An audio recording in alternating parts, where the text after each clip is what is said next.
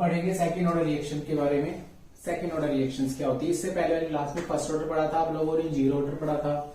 अब बात करते हैं सेकंड ऑर्डर रिएक्शंस। क्या होती है सेकंड ऑर्डर रिएक्शन बेटा जी? ऐसी केमिकल रिएक्शंस जिनके ऑर्डर की वैल्यू कितनी होती है, order of the reactions is equal to कितना हो, 2। ठीक है, कोटि का मान कितना होना चाहिए, 2। होता क्या है देखो, किसे कहेंगे सेकंड ऑर्डर रिएक्शंस?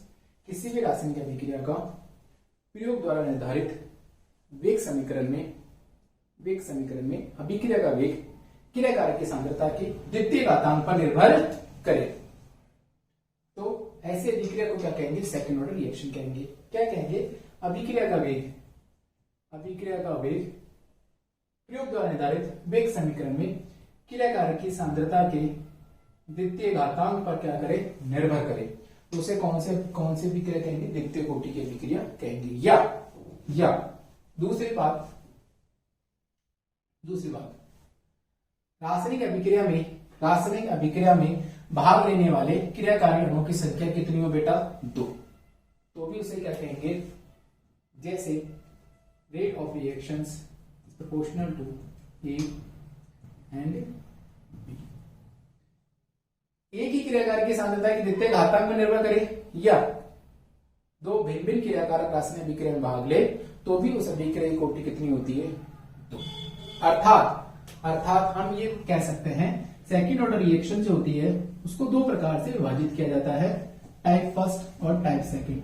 किस प्रकार से, एक तो होती है टाइप फर्स्ट, दूसरी कौन सी होती है बेटा जी, टाइप सेकंड। देखिएगा टाइप फर्स्ट का क्या मतलब है, टाइप फर्स्ट का मतलब है जब दोनों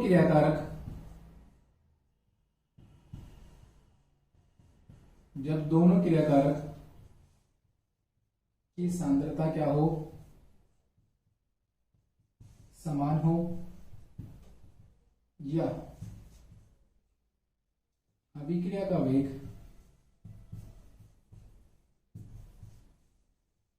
एक ही क्रियाकारक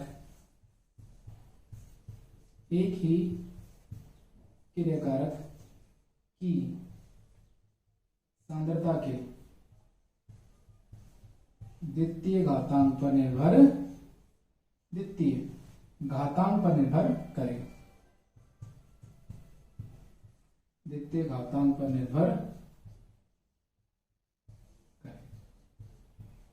ठीक है बेटा जी। दोनों क्रियाकारक की सांद्रता समान, just like A plus A is equal to क्या हो, प्रोडक्ट। ठीक है, ये कंडीशन। दूसरी बात, जब दोनों क्रिया कारकों की प्रारंभिक सांद्रता भिन्न भिन्न हो, दोनों क्रियाकारकों की सांद्रता कैसी हो, भिन्न भिन्न हो, that is A plus B change into क्या होगा बेटा जी, प्रोडक्ट। इसके सापेक्ष अगर रेट ऑफ रिएक्शन लिखते हैं तो कैसे लिखते हैं, इधर कैसे लिखते हैं, रेट ऑफ रिएक्शंस।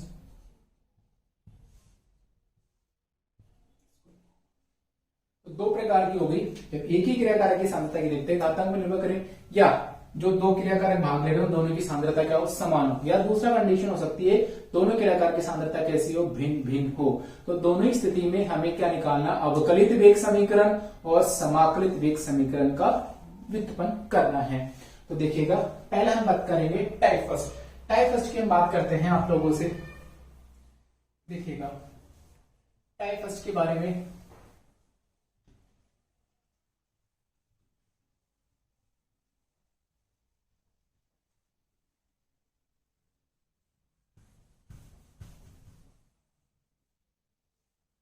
देखिएगा टाइप फर्स्ट,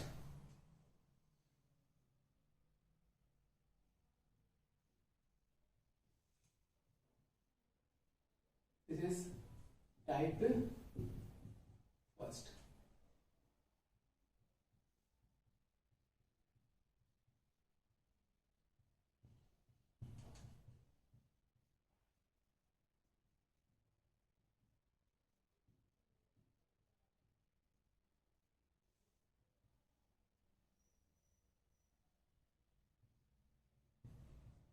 एक ही क्रियाकारक की सांद्रता के द्वितीय घातांक पर, कौन से पर, द्वितीय घातांक पर निर्भर करे, द्वितीय घातांक पर निर्भर करे। ठीक है बेटा जी, देखिएगा इसकी हम बात करते हैं। 2a change into product, right. देखिएगा इसके लिए लगाता है प्रारंभ में सांद्रता जो होती है क्रियाकारक की, प्रारंभिक सांद्रता, प्रारंभ में सांद्रता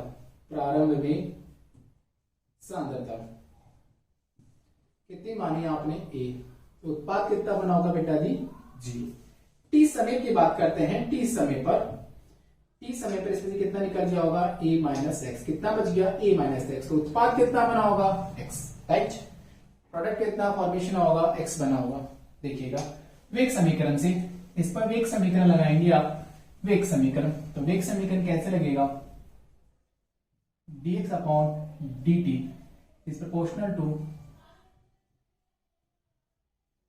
e की पावर 2, ठीक है बेटा जी। dx अपॉन dt, इसको हटाएंगे तो कोई कांस्टेंट आएगा k, और यहां पर इसकी वैल्यू रखेंगे a माइनस एक्स का और स्क्वायर, a की वैल्यू क्या रखेंगे t समय पर a माइनस एक्स, राइट। इसको क्या कहते हैं, इस समीकरण को कहा जाता है अवकलित वेग समीकरण, डिफरेंशियल अवकलित वेग समीकरण। यहां पर जो k होता है, k ये क्या कहलाता है, सेकंड ऑर्डर रेट कांस्टेंट, द्वितीय कोटि का वेग स्थिरांक, सेकंड ऑर्डर रेट कांस्टेंट कहलाता है। ठीक है बेटा जी, this is a differential rate equation. अब हमें इससे इसका क्या बनाना है, समाकलित वेग समीकरण बनाना है। तो देखिएगा कैसे बनाते हैं समाकलित वेग समीकरण।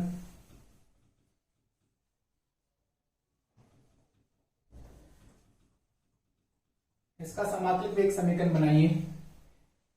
इस समीकरण को निम्न प्रकार लिखते हैं, कैसे लिख सकते हैं, क्या इसको ऐसे लिखा जा सकता है, dx upon a minus X का square is equal to k dot dt।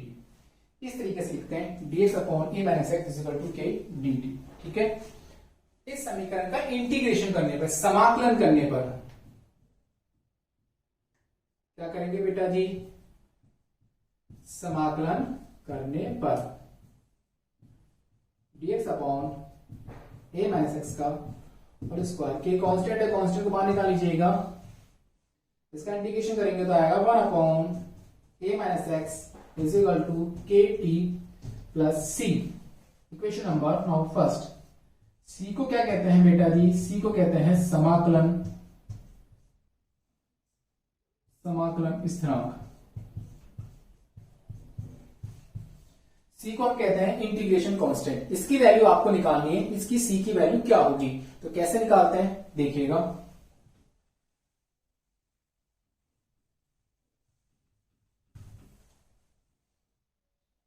ये इसकी वैल्यू निकालनी है, c की वैल्यू समीकरण नंबर 1 डालिएगा। कैसे डालेंगे, जब when t is equal to 0, t is equal to आपने क्या माना 0, समय बिल्कुल 0 है, तो x का मान क्या होगा 0। तो समीकरण नंबर 1 से देखिएगा, t का मान 0 रखिएगा, x की वैल्यू 0 रखिएगा, तो c की वैल्यू कितनी आएगी बेटा जी बताइए, c इज इक्वल टू कितना आएगा 1 upon a। Equation number now 2, right. इसका मान 0 रखा, x की वैल्यू आपने 0 रखी, तो c का मान कितना आएगा 1 अपॉन a।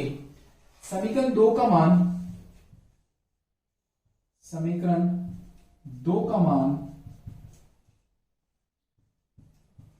समीकरण 1 में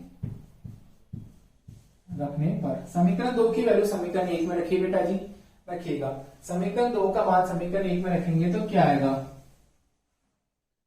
समीकरण 2 की वैल्यू आप लोग रखिए समीकरण संख्या 1 में, देखिएगा यहां रखिएगा 1 upon a minus x is equal to k t plus 1/a, right. ये वाला फॉर्मूला आएगा, इसको रीअरेंज कीजिएगा। रीअरेंज हमें क्या निकालना है, के का मान निकालना है। देखिएगा हम कैसे निकालेंगे के का मान, के टी, इसको ले जाइए 1/a माइनस एक्स, ये अपनी जगह लिखा हुआ इधर आएगा तो किसमें चेंज हो जाएगा, माइनस का 1/a, राइट। कोई प्रॉब्लम, देखिएगा के टी क्या लेंगे बेटा जी, एलसीएम ए माइनस एक्स, इसमें देंगे तो यहाँ क्या बचेगा, ए माइनस, यहाँ क्या बचेगा, ए माइनस एक्स, राइट। और सॉल्व कैसे करेंगे इसको, के टी बराबर ए माइनस ए प्लस एक्स अपॉन ए माइनस ए से क्या आ जाएगा बेटा जी, कैंसिल। इसके बाद की इक्वेशन इस साइड में लिखिएगा, देखिएगा के बराबर ये है, इसको नीचे लगा देते हैं 1/t x a upon A minus x. ये समीकरण कहलाती है समाकलित वेग समीकरण। जब दोनों क्रियाकारों की सांद्रता समान हो उस कंडीशन को हम क्या कहते हैं, समाकलित वेग समीकरण कहते हैं। ये है integrated rate equation, k is equal to 1/t x a upon a minus x को कहते हैं समाकलित वेग समीकरण। जब दिस इज टाइप फर्स्ट के लिए है, ठीक है। अब निकालते हैं टाइप सेकंड के लिए। अब देखिएगा टाइप सेकंड के लिए, देखिएगा टाइप सेकंड,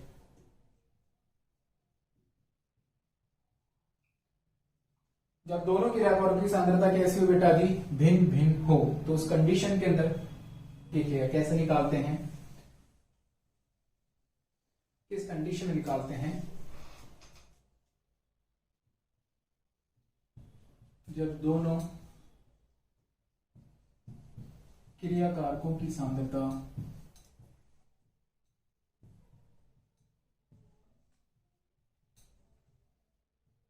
भिन्न भिन्न हो, just like a plus b change into क्या होगा बेटा जी, प्रोडक्ट, राइट।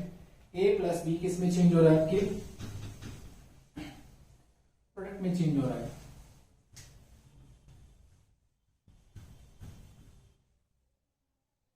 इस कंडीशन में देखिएगा आपको निकालना है, माना कि प्रारंभ में इसके कितने मोल होंगे, ए, इसके कितने होंगे बी, तो कितना बना होगा 0, राइट। टी समय पर ए माइनस एक्स और बी माइनस एक्स, ये कितना बना होगा एक्स, राइट। आपको इसका लिखना है डिफरेंशियल रेट इक्वेशंस। देखिएगा डिफरेंशियल रेट इक्वेशन कैसे लिखते हैं, इसके लिए dx upon dt is proportional to a की पावर this b, ठीक है बेटा जी। इसको हटाएंगे तो कोई कांस्टेंट आएगा कि वही द्वितीय कोटि का वेग, इस तरह इसका मान कितना दे रखा है a माइनस एक्स, और इसकी वैल्यू कितनी दे रखी है बताइए बेटा जी, b माइनस एक्स। ये कहलाता है अवकलित वेग समीकरण। ये कौन सा इक्वेशन कहलाता है, अवकलित वेग समीकरण, इसको कहते हैं डिफरेंशियल रेट इक्वेशन, राइट। अब इसको हमें बदलना है, हमें इसमें किसमें बदलना है, समाकलित वेग समीकरण में। देखिएगा कैसे बदलता है समाकलित वेग समीकरण में।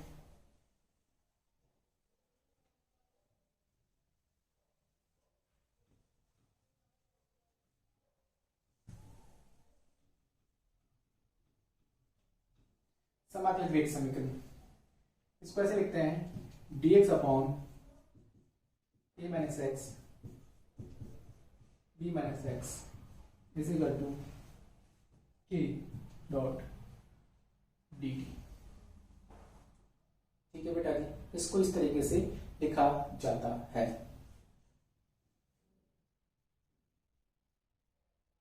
इस तरीके से लिख सकते हैं। देखिएगा ये जो इक्वेशन है, इस इक्वेशन को नंबर डालिएगा 1।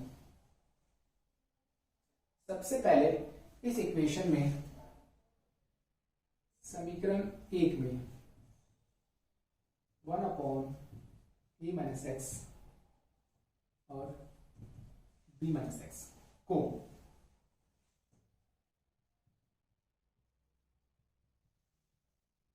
आंशिक भिन्नों में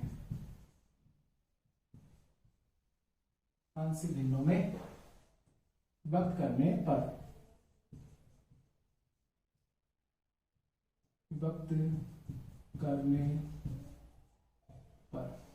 देखिएगा कैसे करते हैं। इसकी जगह लिखते हैं 1/a-x लिखते हैं अपन 1/a-b 1/b-x माइनस 1/a-x ये लिखा जा सकता है। 1/a-x इक्वल 1/b-x की जगह लिखेंगे 1/a-b 1/b-x माइनस 1/a-x। इस इक्वेशन नंबर 2 देखिएगा समीकरण 1 व 2 से देखिएगा बेटा जी, समीकरण संख्या 1 व 2 से ये वाली वैल्यू यहां रखेंगे अपन, इसको यहां रखेंगे 1/a-b dx b-x minus 1/a-x is equal to k dot dt। समाकलन करने पर इस इक्वेशन का हम करेंगे इंटीग्रेशन। जो इक्वेशन आपके पास आई है इसका हम क्या करेंगे बेटा जी, इंटीग्रेशन करेंगे। देखिएगा समाकलन करने पर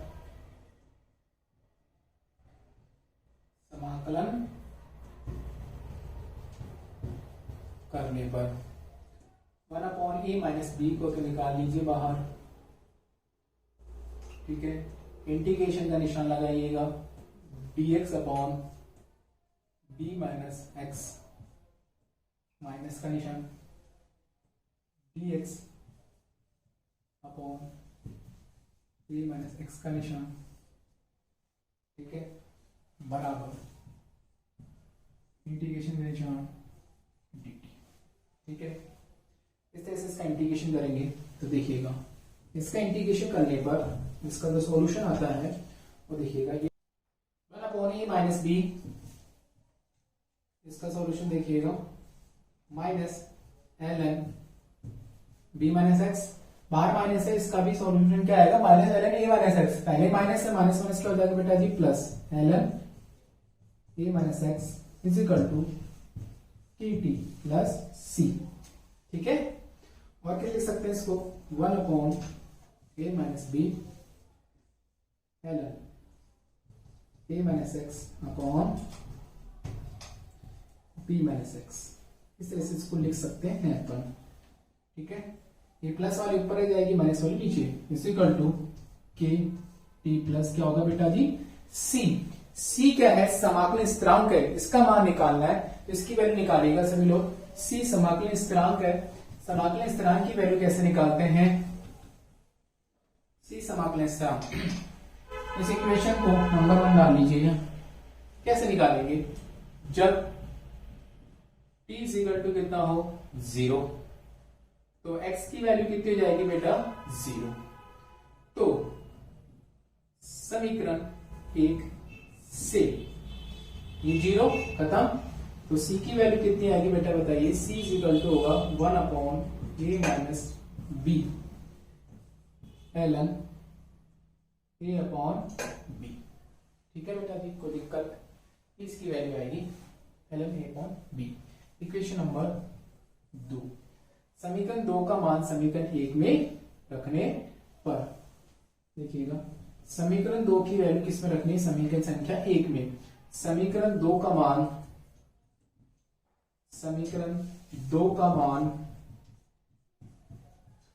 समीकरण 1 में रखने पर रखिएगा बेटा जी। ये अपनी जगह रखा हुआ है, ये 1/a-b ln A minus X upon B minus X. ठीक है, इधर चलिए के टी प्लस सी की जगह आप क्या रखेंगे, सी की जगह रखेंगे आप 1 अपॉन, ये रखेंगे 1 अपॉन ए माइनस बी ln ए अपॉन बी। दिक्कत किसी को हो गया? आगे चलिए देखिएगा कैसे करते हैं। आपको क्या निकालना है, के, इसको इधर ट्रांसफर कर दीजिए। तो कैसे लिखेंगे, के टी बराबर,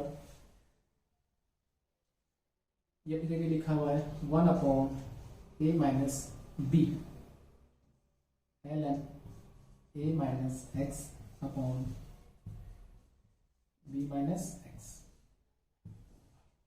ठीक है, ये ट्रांसफर होकर इधर आएगा तो किसमें कन्वर्ट हो जाएगा, माइनस का 1 अपॉन ए माइनस बी ln ए अपॉन क्या हो जाएगा बेटा जी, बी। राइट, कॉमन लीजिएगा, इसमें से कुछ कॉमन आ रहा होगा।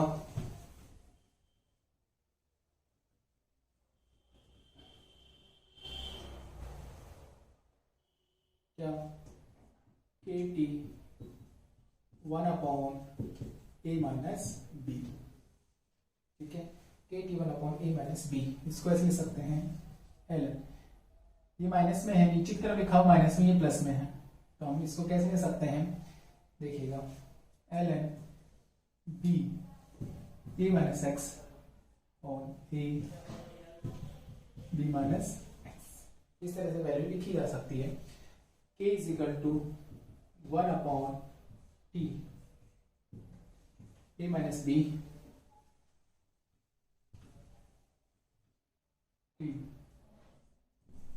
ln b A minus X A, और किस फॉर्म में लिख सकते हैं इसको, k इज इक्वल टू क्या होगा बेटा जी, 2.303 t A minus b log b a minus x और ए बी माइनस एक्स।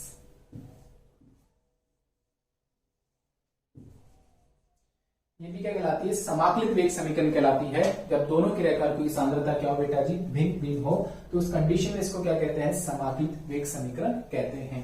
ठीक है, ये दो इक्वेशन हमने पढ़ी, एक इक्वेशन पहले पढ़ी थी आप लोगों ने, ये दूसरी इक्वेशन है। ठीक है, दोनों क्रिया की सांद्रता भिन्न भिन्न होती है, तब उस परिस्थिति में इसका यूज किया जाता है। राइट, अब बात करते हैं half life. Half life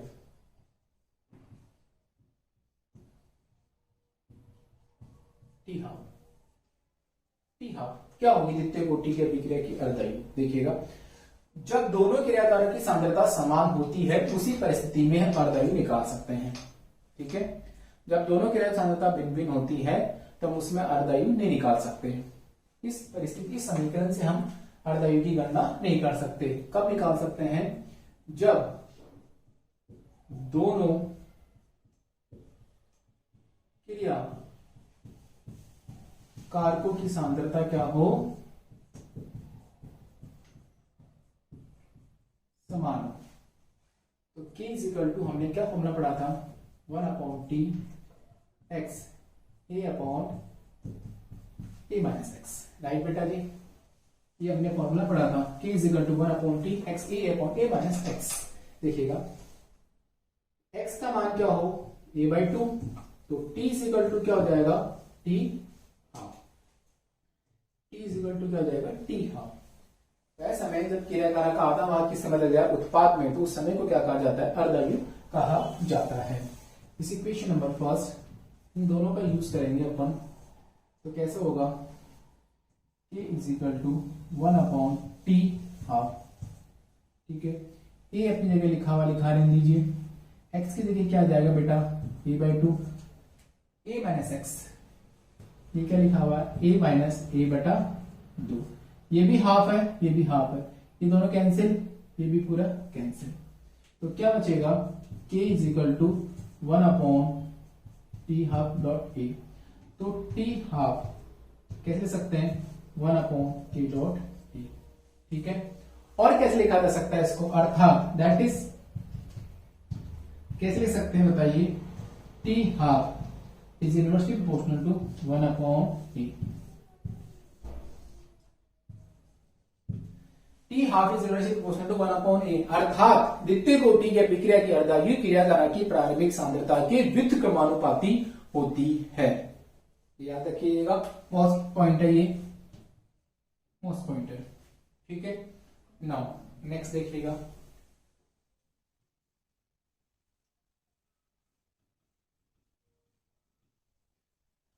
graphical representation.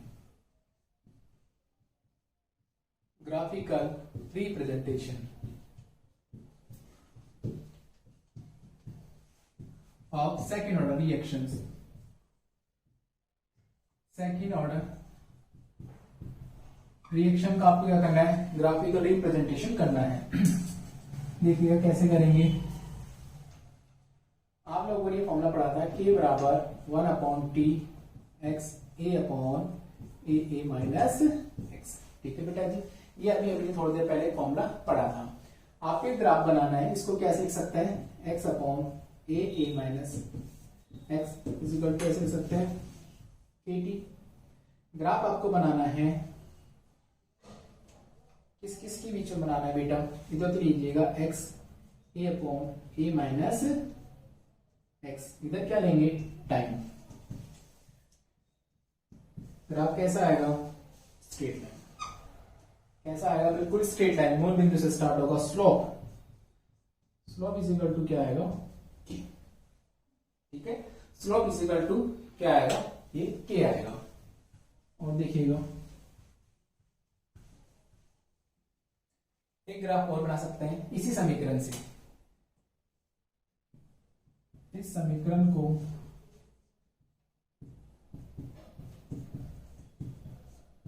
निम्न प्रकार भी, इस समीकरण को निम्न प्रकार भी लिख सकते हैं।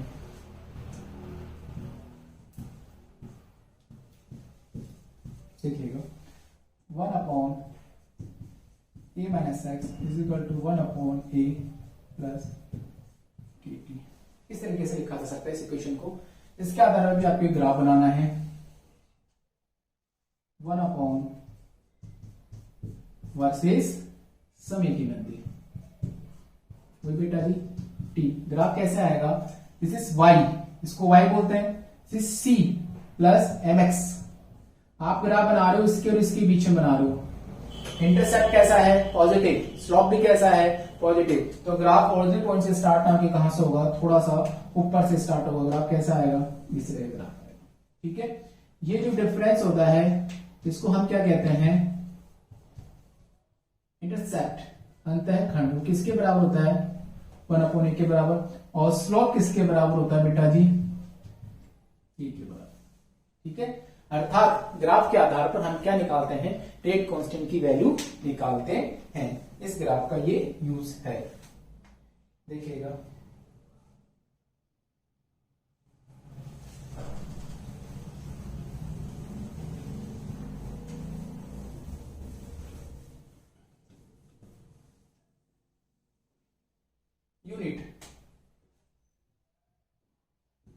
Unit of second order rate constant, unit of second order rate constant. Second order rate constant की आपको क्या बतानी, यूनिट बतानी है। तो देखिएगा के का मैं फॉर्मूला बताया था बहुत पहले से, मोल पर लीटर क्या होता है बेटा जी, 1 माइनस एन समय इनवर्स, हम लिखते हैं यहां पर सेकेंड इनवर्स। ठीक है, एन की वैल्यू कितनी दे रखी है, मान लिए एन की value, n is equal to कितना होगा सेकेंड ऑर्डर के लिए, 2 अपन यहां रखेंगे तो क्या आएगा, मोल पर लीटर 1 माइनस 2 सेकेंड इनवर्स। क्या यूनिट आएगी, देखिएगा mole inverse litre second inverse, unit. ये इसकी यूनिट होगी, सेकंड ऑर्डर रिएक्शन की यूनिट होगी।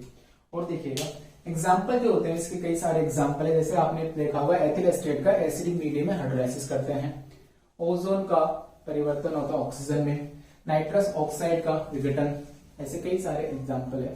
तो सबसे अच्छा एग्जाम्पल है एथिल एस्टेट का क्षारीय माध्यम में जल अपघटन वाली जो अभिक्रिया कहलाती है वो कौन सी अभिक्रिया कहलाती है? द्वितीय कोटि की अभिक्रिया कहलाती है, जिसे हम क्या कहते हैं? साबुनीकरण अभिक्रिया भी कहते हैं। Thank you. ज्यादा से ज्यादा इस वीडियो को शेयर कीजिए और सब्सक्राइब कीजिए। धन्यवाद।